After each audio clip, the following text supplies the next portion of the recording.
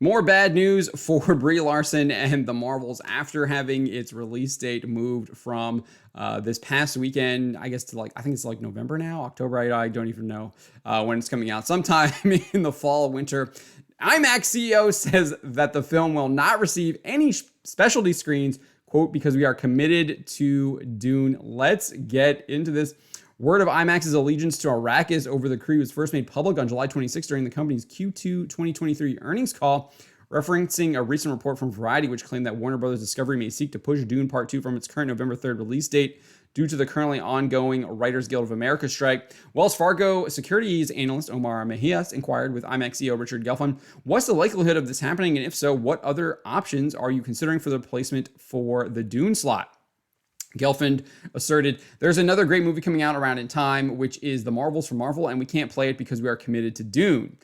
So Dune moves that slot. Will just go over to the Marvels, and having a Marvel movie as a backup is not the worst position to be in the world. But in terms of Dune, my own opinion is that it's highly unlikely to move, and it's an educated opinion, meaning I spent a lot of time on the facts. Probably spoke with David Zaslav and the folks over at Warner Brothers as well.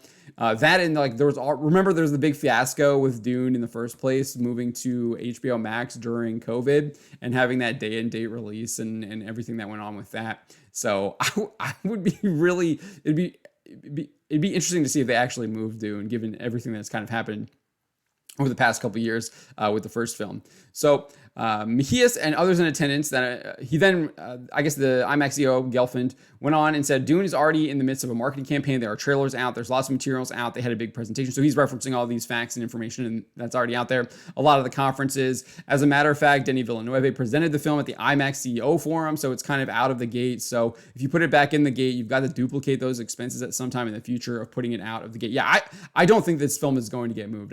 He referencing it all of it here. He's obviously one of the guys in the know. He runs IMAX, so I think he would know. So in addition, Dune has a very long runtime in IMAX, up to 5 or 6 weeks.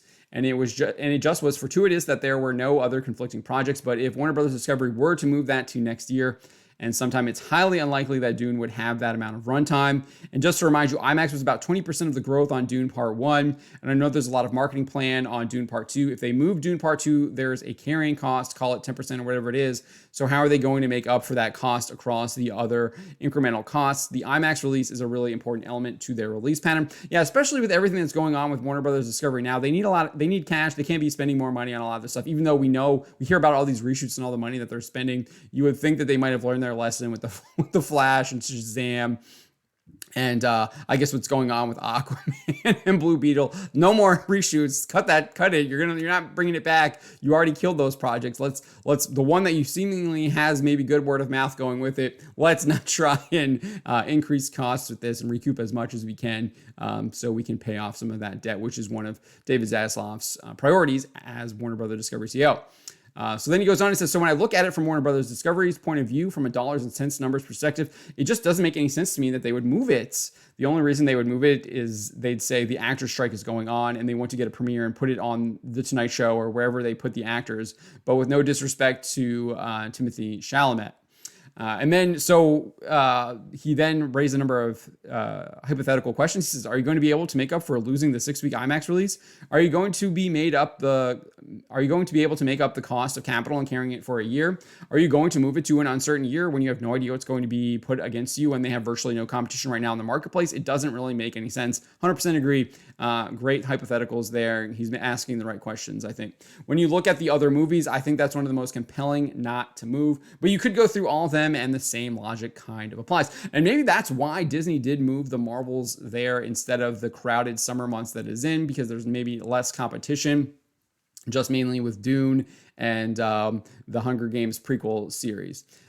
He then confirmed, saying, I've talked to the distributor that Warner Brothers, they don't know where that article can go in the press. They've certainly told me that article is not true. So all I can do is give you my logical perspective on it, but I feel quite strongly that it's not going to move. So he's actually had conversations, he's saying, with Warner Brothers, and that they say that rumor is not true, that it's not going to be moved. and they are going to keep it going. And I think he's probably right there. I mean, the guy's not going to make these statements without talking to them.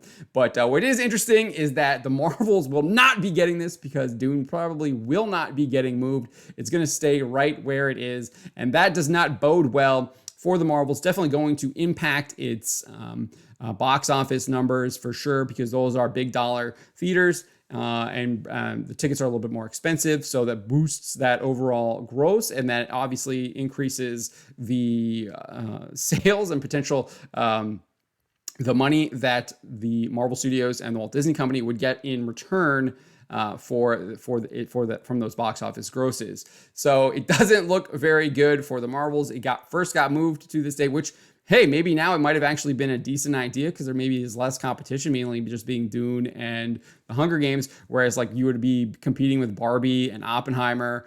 Sound of Freedom, who saw that coming? Mission Impossible, still out there kind of chugging along a little bit, but the Marvels probably would have been absolutely slaughtered, especially going up against Barbie.